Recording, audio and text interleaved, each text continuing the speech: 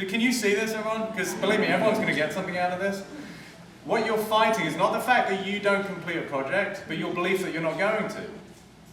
See, what's significance of you not having completed... I see what you mean. Oh, hello. We got a live one. I want you to get something out of this, right? Because... Right, that's why I asked. I know. And you're such an inspiration for this group, right? So, can you see now that what's happened is irrelevant? And you're all listening, right? Because you've all got your own BS. If you knew that you complete your projects by the end of the year, whatever is important to you, your word was, I'd feel fantastic. Correct? That's what you said. Now consider, if you walk around all day feeling fantastic, how much easier do those projects become?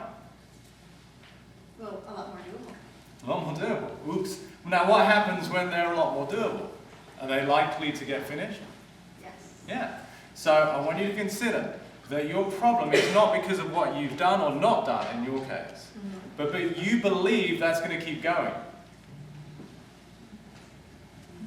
You see that?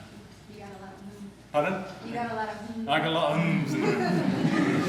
Yeah, so can you see that? So I want you to consider, what is it you say about yourself that makes you believe that you're not that powerful in your life?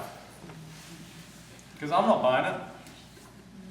You can finish any project you want when you recognize that you have domain over your life. Because right now in your mind it's kind of like it's out there and I can't control it.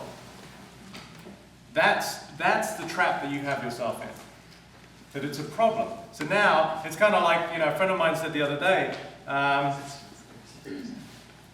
so I got, I'm worried about being nervous. Like, do you see the futility of that? Like, the I that's worried about being nervous is why the nerves are there. So your concern about not completing the projects is part of the resistance to the projects not getting completed. Make sense? Yes. And if that was gone, if there was nothing that could stop you creating your projects, how would you feel? Fantastic again. And fantastic again, right? How much do you think you could achieve in your day? A lot. A lot more than you do, right? Can you just sit with that for a while and just consider that that could be what could happen in the next few weeks, next month? Yep. Yeah? And I'm telling you, it's up to you. That's the difference. Just recognize that the reason it's become a problem and that you pose a question is because you thought it has to continue that way, or that it's going to continue that way. The only person who would think that way is somebody who doesn't recognize how extraordinary they are. And that's the lie. You can do anything. Okay? Consider that.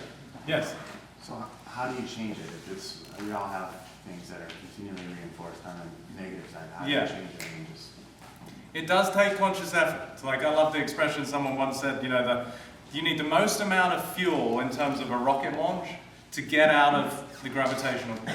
Right? You need the most amount of energy equally in your own lives to break through what it is that limits you currently. And it's never ending, by the way. You keep raising the bar of your life. Like, again, I use my golfer, and this may help you with your example. I don't know if there are any golfers in the room, but it's like tennis, there's majors that players are trying to win. And one of his goals was he wanted to win a major. And there are many players out there who want to win a major. But that limits his life. It's a limitation, because guess what? As soon as he gets close to winning a major, it's like, ooh, now I'm really going to get what I want. And the mind will do everything it can to sabotage that. That's how messed up our minds are. Like, talk about how many things in your life that you've self-sabotaged.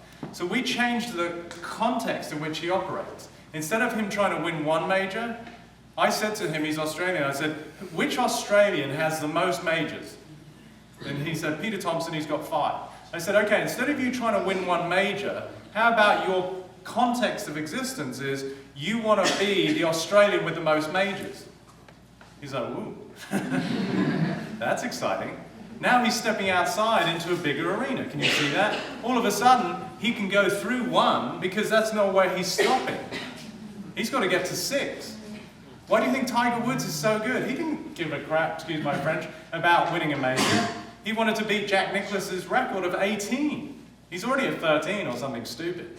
And he'll go through 18, but I'll be really curious to see what happens when he gets to 18. because that's his reality. So how you get rid of it, to answer your question more specifically, is first of all, recognize it's not real. It's something you say about yourself.